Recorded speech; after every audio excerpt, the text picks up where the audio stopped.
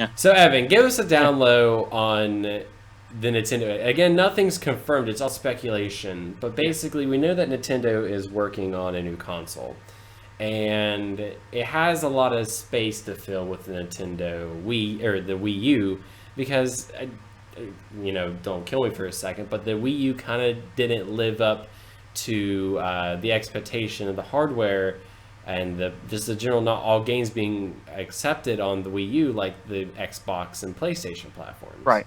Yeah. Absolutely. And no, you can be 100% honest. I own a Wii U. It sucks. And it's most like the games. Here's the thing about the Wii U that and this has been honestly my problem with Nintendo for like the past I'm gonna say since like 2010. And that is with Nintendo is that they make some of the greatest games in the world. They're incredible at it. Like some of the best games ever created, they make it. That's them. But, and here's the big but, there really would not be. In fact, it would be beneficial for any game that they've made in the past 5, 6, 7 years to be on any other platform but their own. It would actually increase the experience. And what I'm basically trying to say is their platforms hold their games back, from what I think. And there are multiple reasons for that. What Nintendo system have you bought in the past 5, 6 years to play a game that Nintendo didn't make, right? Mm-hmm. And that's sort of the problem. Is that sure, which is cool. Nintendo is such a good company that I buy their hardware exclusively for their software, which wouldn't be true of almost any other company.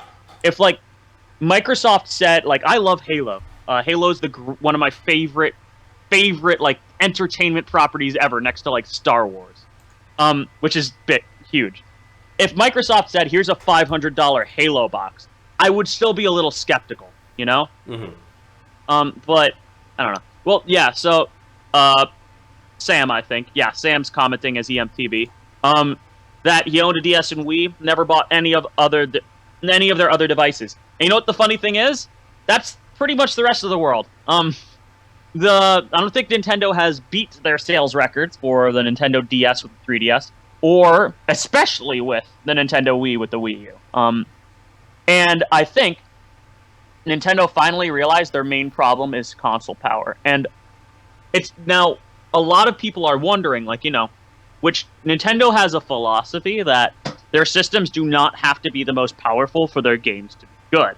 And they've always sort of had this philosophy. There hasn't been a system Nintendo has made that has been better than other systems on the market since the Super NES. And the one thing that they kind of realized is that, okay, our games can sell systems for many people like me, but I'm a big Nintendo fan. My friend, if I have a friend across the hall who wants to play Smash Bros and FIFA, right, but he cares about FIFA a little more than Smash, he's not getting a Wii U, he's getting an Xbox One or PS4. And that's the problem, because why is FIFA not on Nintendo's system? Because not because their system isn't strong enough to run FIFA. If they put enough effort into it, FIFA would be on it. But it's because, at least from what I think, their systems, because they lack power, that it's too much effort for a developer to port a game to said system. So therefore, developers don't, because they don't see the sales profit in it. Now, even if Nintendo's the next system sold pretty much the same as this did, the Wii U, if it was as powerful as the Xbox One and PS4 and ran off of a similar architecture, porting it would probably be a venture that more companies would be interested in. That's what I think. And I think, or I hope, they're doing that with the Nintendo NX. Okay.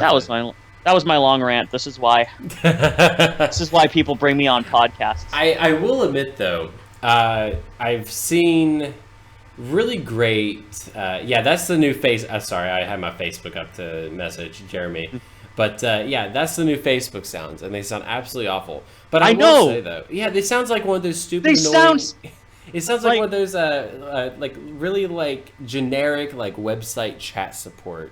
Yeah, no, that's what I keep thinking. All of a sudden I hear this sound, I'm like, what the hell's that shit? And my mom, it's my mom messaged me or something. I'm like, what? Why? Why do they have to change that? So ridiculous. But yeah, go on. I will admit though, like I was on the verge of buying a Wii U for Splatoon specifically for that reason, and Mario Right. Kart. I was close Yeah. to buying it, but Uh-huh. the simple fact is I just sold my PlayStation 4, Right. and it's just whenever I buy a console, I want to be able to not only play the game that I got inside the bundle, but also future games as well. And I think that's one thing that the Wii U really just didn't really like. It wasn't future proofed for upcoming games like Watch Dogs. Watch Dogs ran at like 20 FPS or something like that, and I don't even think it properly launched on the Wii U. I know there's games that constantly got canceled. I think The Division even got canceled for the Wii U. So And they have big shoes to fill, especially if they want to keep up. And Right. like you said, they can't just make it. I mean, they're great at making a console for their own games. exactly. And a lot of the time, it sort of feels like Nintendo designs a game. They think of a game like what I feel Nintendo does with their systems is they think of a game, right? They think of a game that for hardware that does not exist, and then they make that hardware.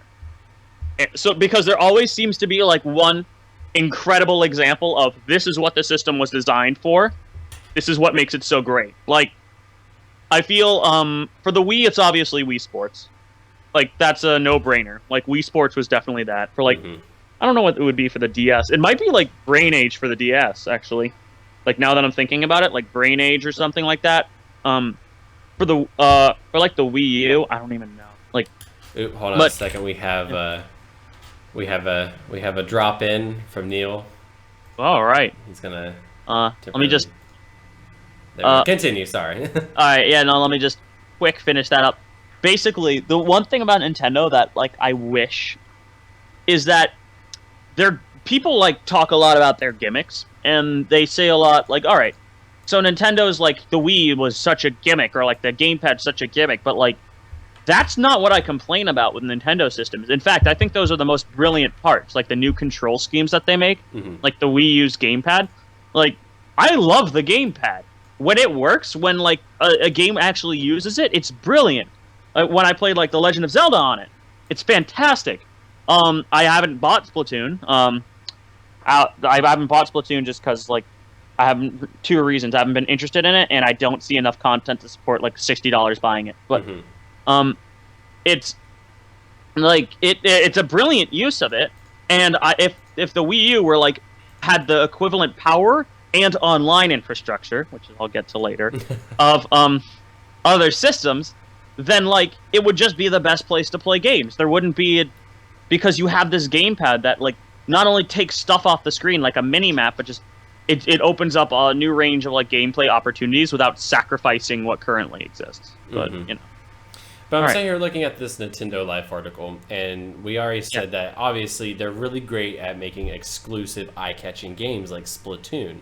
Splatoon's a hit. There's no doubt about it. I see dedicated Splatoon channels all over the place.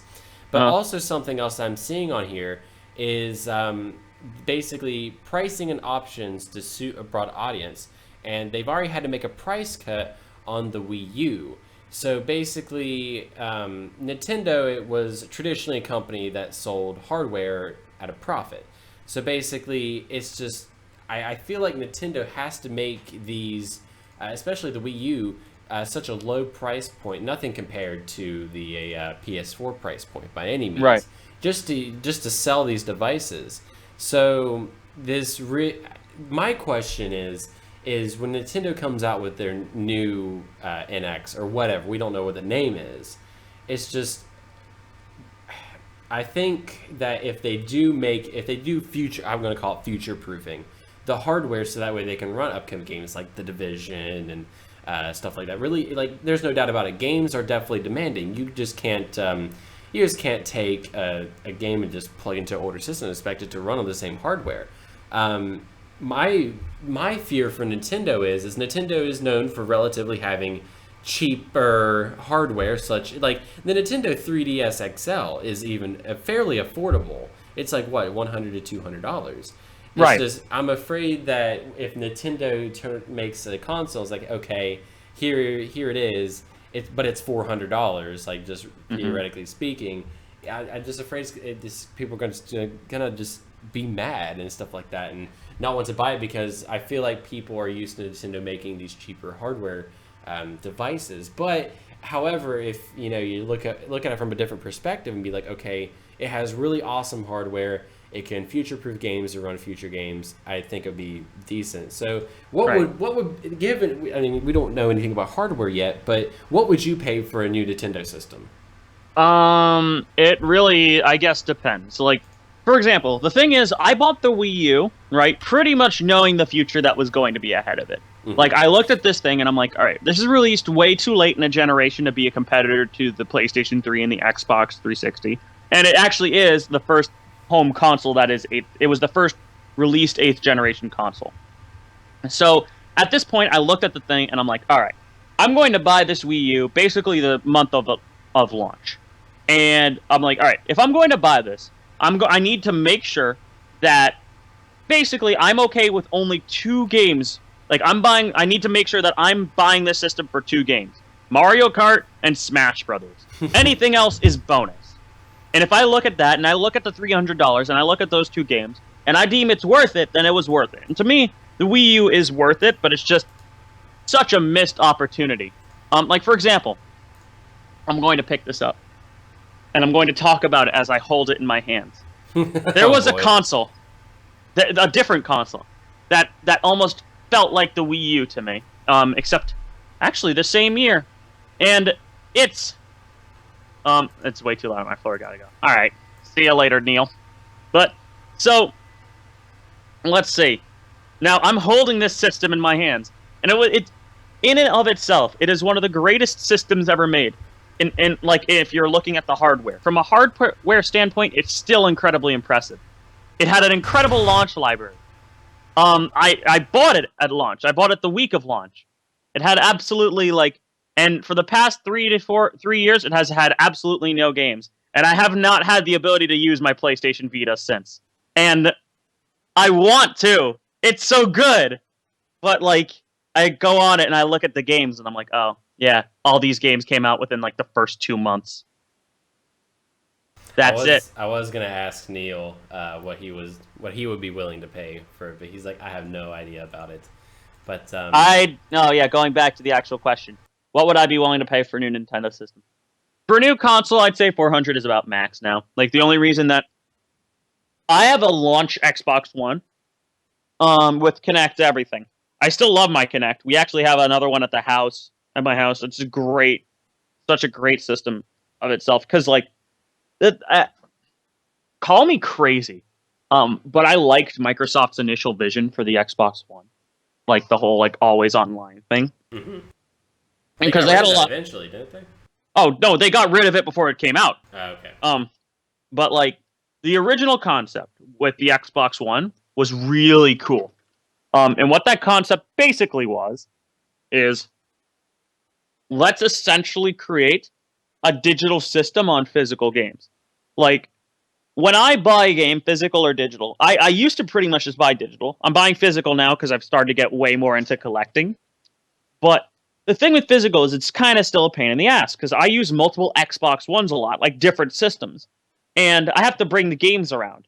But the whole concept with Microsoft's Always Online now, because hey, you take this game, you put it into the Xbox One, and it has a unique identifier. It's your game now. You own it. That's your disc. And you can play it on any... Not only can you play that game without putting that disc in, you can also synchronize that disc to any Xbox One you sign into, without even bringing the disc. It's in your digital library now. And it will also you will also be in your family library. You could have a family of 10 people. And all those people could share games with each other. How cool would that be?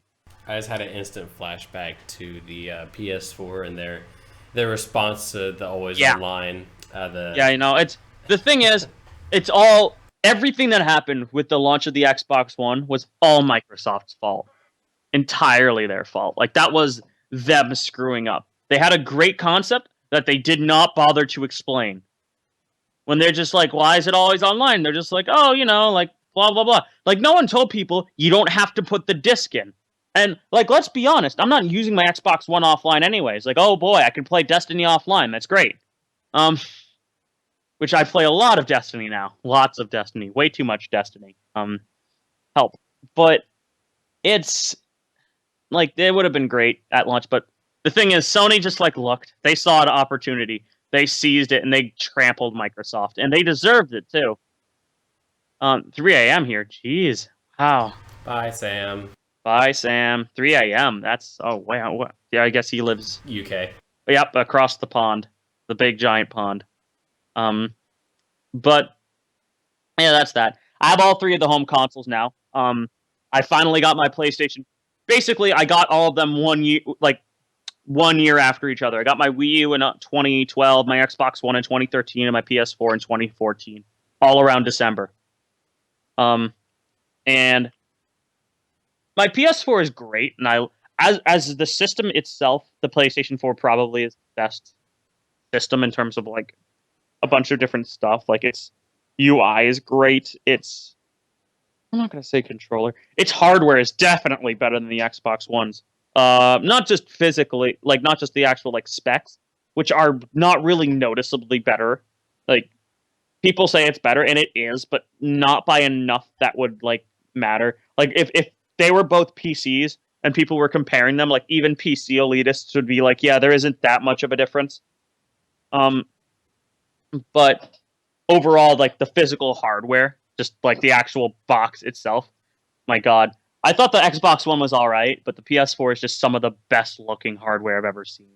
Now I feel bad because I just sold mine, but yeah, you shouldn't have done that. You should have run that by me. I know, like because like back to the whole equation. I really don't play video games anymore, and just I'm always on my computer, either doing CMS stuff with my job and stuff like that, or doing schoolwork, and I just don't have the time to sit down and just play a video game. If I did, it'd be for like 10 minutes. But that is why you never buy Destiny. You do not buy Destiny. Destiny will consume your life. It has consumed mine. Destiny is scary how much time you can put into it. It's really scary. I know a lot of people that are really into Destiny, and oh my God, it's neat. I played the beta, and I will admit Destiny is neat. I just don't have time for it. Yeah, no, the thing is actually no. Here's the crazy part. That's the shittiest part of Destiny. Now it might be crazy to say that, but like the beginning, once you start, that's the worst part. It's like, all right, Destiny is World of Warcraft with guns in a nutshell. That's what it is. That's exactly how I thought it was. No, it absolutely is. It's WoW with guns. So actually, the best parts of Destiny are also the best parts of WoW. What are the best parts of WoW? Raids. Raids are the best parts of WoW. And raids are awesome. I will admit, I played World of Warcraft there for a good while. I actually did not, but from what I heard, like raids are the best part of WoW. Raids are the best part of Destiny. In fact, they're even better in Destiny than WoW, because in Destiny they're like puzzles. Like you can't. It's not just like, okay, go into this room, like kill this boss. Like the bosses like have like puzzle elements to them, like a lot of puzzle elements. Like there's this one boss, and so everything sounds incredibly complex when like you explain it to another person. And in fact, generally, most people when you explain it to them, they're like, "Oh, all right." They don't really get it until you actually like run through it once. But like, there's like a boss where he's just a giant guy, huge. And then the whole thing is you have like 4 pillars, and then like when he hits the pillar on the like one pillar, you have to like go jump accordingly on like the counterclockwise pillars 1, 2, 3. Then like you have to have someone jumping on the platforms that appear on those counterclockwise pillars. Then you have to like kill ogres that appear next to those pillars, and then you have to like. This is like the new raid that came out for the final boss. It's like incredibly complex, but video games are fun. I pretty much, if you don't have time for Destiny like me, you just make the time and just do it at 4:30 in the morning. Oh gosh. Yep. That's awful. Now I'm sure that's what you do probably. Yep. It's like, no. I mean, I don't do it on like weekdays. Pretty much like the latest I'll stay up on like a weekday is like 2. I can't go without. I mean, I could barely go without 7 hours of sleep, but like 5 hours is like the bare minimum for me. So, to kind of wrap up the Nintendo NX discussion, I do want to leave you on this topic with one final question. When do you like? Obviously, we've seen hints of some developer kits floating around and stuff like that. When do you think we can expect to see this device? Early 2017. Early 2017? I was expecting like mid 2016, holiday No, 2016. definitely not. All right. So multiple things. If the dev kits are going out now, which most people aren't getting, if the dev kits are going out now, that means it's at least 2 years to launch. Like, it's definitely not coming out 2015. Like, you cannot make a game in a year. It doesn't work that way. Like, dev kits going out now, just it's not feasible really. Like, no, like what studio has made a AAA game in a year? So either if it's definitely not launching this 2016, but we are probably going to hear about it 2016. They're probably going to give us like an official detail of it. I can tell you what I think the system's going to be, which I've thought for like quite a while, which is it's going to be some type of console handheld hybrid somehow. A lot of Obvious different. 3DS integration somewhere. No, actually, that's what I think. They're going to kill the 3DS off. They're going to like separate it. There's going to be Wii U like compatibility, but I do not think the 3DS would make sense because think about it. How the only way to do a console handheld hybrid is to make the handheld the controller, right? That's pretty much how you would do it. Um, Otherwise, it wouldn't really make sense, like because you want the console to be a how. Actually, I've been saying this. The NX is going to look strikingly like the Wii U in terms of how it works. You're going to have a base console and you're going to have a controller with some type of tablet or screen functionality. And this time, the main difference is this time, if you take that controller out of range, there will still be at least, it might not be the same game. It probably won't, but there will still be some games for you to play on it. And there will be like games that work on like both the TV and the console, or the TV and the portable, or just the portable, or just the TV, and they could sync back and forth. Like not even sync back and forth; they're just the same thing. That's funny because someone just said that they're considering buying a 3DS soon. Oh hey, Alexander, it's no mean, or I know him from Twitter. Yeah, considering buying a 3DS soon. Might want to wait off on it. I did get a new 3DS XL though because I love the library. But here's the thing. Now, this is what I'm thinking. Even though it won't have compatibility with the 3DS, it's not going to immediately replace the 3DS. Nintendo's probably going to put, if Nintendo axes support for the 3DS, which they probably will, they're going to put a lot of effort into making sure the 3DS still has software support. And they're going to treat this new system they're going to treat this new system from like almost a third pillar. Like I'd like to say like they treated the Game Boy and the DS, but everybody knows the DS took over the Game Boy line. So fun. All right, but yeah. Either way, I'm going to predict sometime after 2016. I don't think it's going to come out next year, and if it does, that means one of two things: either Nintendo rushed it, or dev kits have been out much longer than everybody thinks they are. Yeah, which, I mean, for all we know, they could possibly do something like that. I mean, it's completely possible that they could be like, oh, yeah, dev kits are going out now, but really they've been out forever because you're not going to hear about dev kits leaking out because imagine the NDA. But if they have been out for a while, I will give it up to them. Like, they've kept it under wraps fairly well. Thanks for the retweet, Alex. Yeah, Alex retweeted it. Anywho, does that close up the NX discussion? I guess it does. That'll work. Yeah. Yeah. I mean, we could go on and on about it. It's just there's just so much speculation with it that it's just hard to tell. I mean, that's what it all is, though. It's all speculation, and I mean, it's pretty interesting speculation. But like, we'll hear more about it as we get closer to 2016. Yeah, and I mean, the only reason that I speculate those things is because I just feel that's really the only way they can go from here as a gimmick. That's the only way that they can make, like, I don't know, a portable and a console relevant past their current fan base, which I think is their biggest problem, is just breaking out of our demographic, or my demographic specifically, which is someone who's played Nintendo since, like, they, like, were born, and just like wants to play more Nintendo games, so they buy the new things. They need to get out of that demographic and get like back into this is a console. I don't want to say this, but like on the level of a PS4 and Xbox One. No, you're completely right. in like, you just don't buy it for the exclusives. You buy it because every single studio out there makes it for every single console. And not only that, which this is going to be the harder part, is that you also buy it because your friends have one. And I bought a that 360. insinuates online gaming. Yeah, I bought a 360 because my friends have one. Like, here's the thing. I mean, it sucks because it's all these closed gardens, but the thing is, if you're going to buy a console, if you want to get into gaming, check what your friends have, an Xbox One or a PS4, or hell, even PC. Because if you're playing where your friends are not, it's not going to be fun. I don't use my PS4 a lot. I'd love to, but all my friends are on Xbox or PC. Like, that's just it. So, yeah. I will agree with you, and that's also a key factor whenever we look at sales here, because probably one of the biggest key factors for any console is the simple fact that they have to have good online multiplayer, because obviously people are going to move to the platform that has the best online. So, yeah. There's that. Really, at this point, all three major online gaming services, and when I say all three major ones, I mean Xbox Live, PlayStation Network, and Steam. They all basically have the same functionality, plus or minus a few crazy-ass microtransaction markets like Steam has.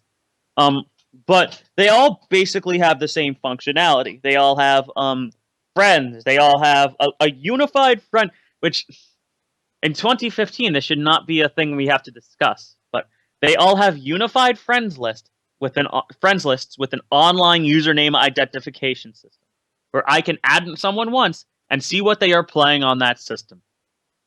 It shouldn't be that hard. And message them or party up with them or join them or whatever. But yeah. I don't remember, but does the Wii U have anything like that? It kind of does, but not really. So here's the thing. Okay, yeah, exactly. So here's how the Wii U works. The Wii U is the closest thing Nintendo has come to a working online system. And when I got it, I was really impressed with it because it's mostly like seeing a little kid walk for the first time. It's like, aww. Like, it's mostly just like, oh, you're proud of them. But the thing is, their online system... All right, let me just... In order to explain why I liked the Wii U's online system when I got it, I have to explain what the Wii's online system... All right. So my name is Evan. I want to play with my friend named, like, Jack or someone. Right? And he also has a Wii, and he wants to play Super Smash Bros. With me. Because of course he would. I'm terrible at Super Smash Bros. And I'm really, really great to play against because it makes other people feel better. But let's move past that. And how it worked is in order to talk, so in order to message my friend on his Wii, we'd have to trade, I forget how big it is, but let's just say for now it's a 12-digit friend code. So we have to trade 12-digit friend codes to be on each other's friends list. So I give him my 12-digit friend code, and he gives me his. There's no request system. I can't say, this is my username, add me. Doesn't work that way. You have to give like hell phone numbers. Back in the frickin' 1950s, phone numbers were simpler. You give someone your 9-digit phone number, they call you. It does not work that way with Nintendo because they were focused on family friendliness. But so I do that. We exchange friend codes. We're registered. Great. Now, here's the crazy part, and this is something that they fixed in later systems. That is not a universal friends list. That is only for messages. Anytime you want to play a game with that person, you have to also register the friend code of theirs for that specific game because they're all different. So if I want to play Smash Bros. With him, we both have to trade friend codes. If I wanted to play Mario Kart, we both had to trade friend codes. It was archaic. Absolutely archaic. The 3DS made it, thankfully. The 3DS kept the crazy friend code system, but they made it universal, thank God. And the Wii U finally graduated to the concept of online usernames. So I can send a friend request to my good friend Luis, and he will see it and accept it. And however, here's sort of the problem, and here's my problem with it. When I turn on my Xbox, there should be nothing stopping me from from playing an Xbox game with my friends. Which basically means this. I should be able to communicate with them talk to them, arrange things with them, join their games, see what games they're in immediately without having to call them up on Skype, which I have to do on my Wii U because the Wii U has no cross-game party chat. None. That's I don't actually even. insane. Not only does it have no cross-game party chat, it has pretty much no game chat for almost all the major games. Now some fans will be like, all right, well, Mario Kart, Smash, they both have game chat. Not only does it, when you're not playing the game, and I am not joking about that. That is true. If you're in a room with friends, you can talk to them while you're in the lobby, which is, of course, the time you want to talk to them the most, right? Exactly. No, God, no. So basically, I have to end up being on Skype the whole time because Nintendo can't figure out how to do an online system where we can talk to each other. And it's 2015. Not only that, but so there's no in-game notifications. Say, for example, someone wanted to do a Wii U video chat with me. Or hell, even message me on Miiverse. I don't get that. That doesn't pop up in my game.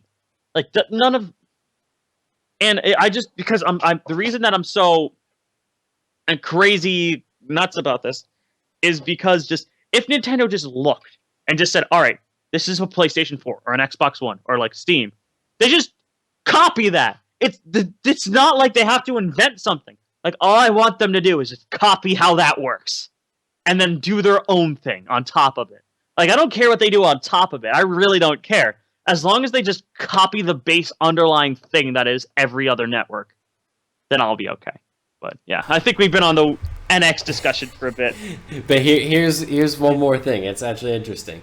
Yeah. How pissed would you be if they kept the system the same in terms of online friending? Two things. One, I'd probably be pretty pissed. But the even scarier part is I'd probably still buy their new stuff. Because that's how much they have me by the balls. I'm all I have to do, I just have to...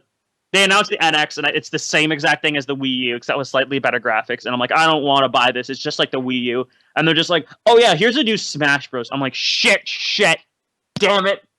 And then that's it. I buy it. Because I don't really, I can't really speak with my wallet because I care about these games so much. I sort of need to play them. So that's how much they have me. It's I guess it's Stockholm syndrome. I mean, it probably is, but yeah. So one thing's for sure. We will definitely have Evan back whenever we know more details about the NX. But for now, that's kind of the key factors. I think the key factors is, to sum it all up, I think we need to have a better online system in terms of friending, just a simpler way to sit down and be okay, I want to play with you. Here's my name. Add me. Let's play. That's the way it should be, as the way it is on every single other system. Yeah. Future-proof hardware, and basically allow the platform to play not only Nintendo exclusive and Nintendo made games, but also able to run other studios' games. So basically, just like how the PS4 and the Xbox One can run each other's games, except for the exclusives, flawlessly. The Nintendo NX has to do that, and that will be a big selling point. And then, what do you think will be a third price? Price point. Probably 400. If it's comparable, probably. If comparable, 400. Yeah. But that sums up the NX discussion. So now